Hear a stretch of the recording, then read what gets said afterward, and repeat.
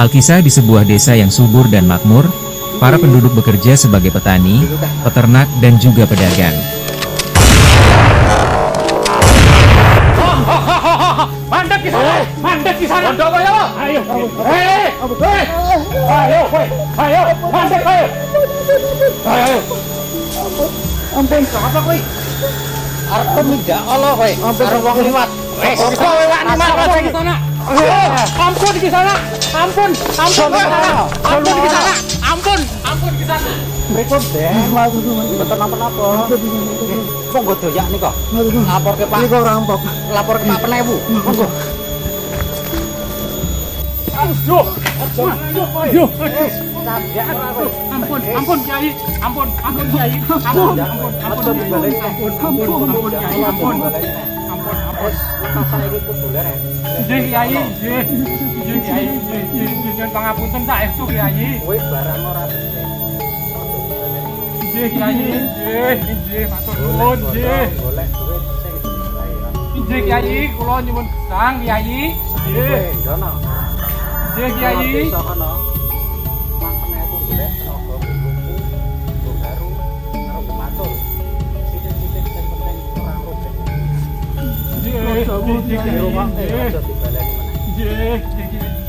Ayo melu aku. Nggih Kiai, nggih kula nderek mawon Kiai monggo. Nggih matur nuwun Kiai. Ayo. Namun para pedagang seringkali terancam keselamatannya saat pergi maupun pulang dari berdagang. Hal seperti ini yang selalu merisaukan Ki Anjar, sang tetua desa tersebut. Ia selalu resah dan mencari cara agar desanya tentram. Hingga suatu saat ia menemukan sesuatu yang kurang di desanya, yaitu bangunan keagamaan. Maka, diputuskanlah untuk membangun tempat peribadatan. Beberapa malam ia selalu berdoa untuk mendapatkan gambaran bangunan seperti apa yang pantas untuk desanya. Proses pembuatan candi menurut kitab Manasara Silpa Sastra melibatkan beberapa tahapan, yaitu mulai dari perencanaan bentuk, pemilihan lokasi, persiapan tanah, hingga pengerjaan fisik dan ornamen. Bahkan kitab ini juga mengatur detail seperti proporsi tinggi dan lebar pintu candi. Setelah perencanaan bentuk candi disepakati, langkah selanjutnya adalah menentukan lokasi candi.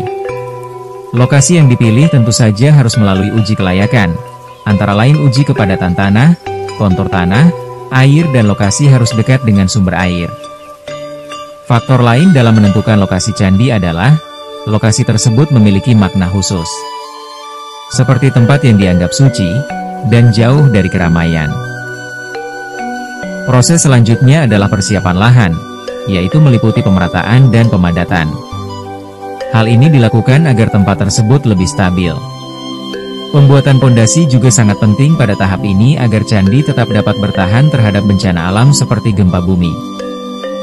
Selanjutnya adalah pembuatan Vastu Purusa Mandala, yaitu denah suci yang digunakan sebagai dasar perencanaan tata letak dan peletakan ruang-ruang dalam candi. Mandala ini merepresentasikan kosmos menjadi kerangka dasar bagi pembagian ruang dan struktur candi. Langkah berikutnya adalah melakukan pembangunan fisik candi, termasuk penumpukan batu, pembuatan ornamen, dan pemasangan struktur bangunan. Pada tahap ini mulai banyak diperlukan peralatan dan para ahli konstruksi bangunan, serta para pemahat. Batu disusun menurut konstruksi yang telah direncanakan.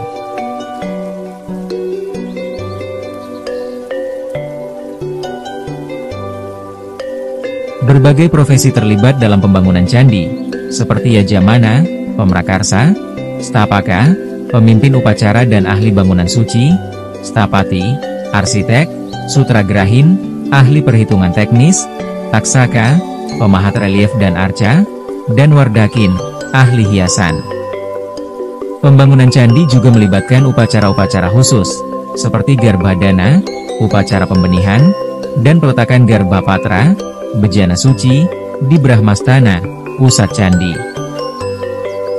Diperlukan keahlian khusus dari para penyusun batu dan arahan dari para pemahat serta arsitek, di mana batu-batu itu disusun dan dikait-kaitkan dengan teknik kuncian khusus menurut tata letaknya, sehingga satu sama lain saling terkait dengan sangat kuat.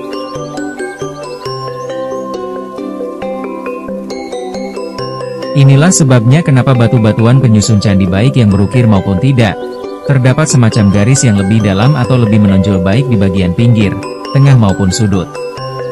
Di bagian itulah kunci dari batu tersebut yang tertaut dengan batu lainnya. Batuan seperti itu disebut sebagai batu bertakik. Batu bertakik adalah batu yang memiliki guratan atau ukiran, seringkali berbentuk persegi panjang atau persegi, dan digunakan sebagai bahan konstruksi atau elemen dekoratif dalam bangunan bersejarah, terutama candi. Batu bertakik juga dapat ditemukan sebagai bagian dari struktur candi yang sudah rusak atau sebagai komponen bangunan lainnya seperti umpak atau fondasi.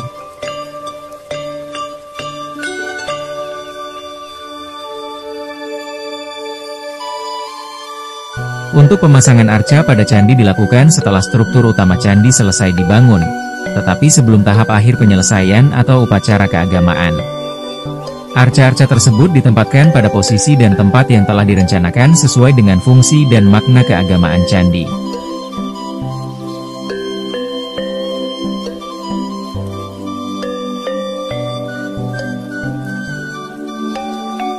Setelah arca terpasang, candi biasanya akan melalui tahap akhir, seperti penyelesaian detail dekorasi dan persiapan untuk upacara peresmian dan kegiatan keagamaan. Upacara peresmian candi merupakan ritual sakral yang dilakukan untuk menandai selesainya pembangunan atau revitalisasi sebuah candi.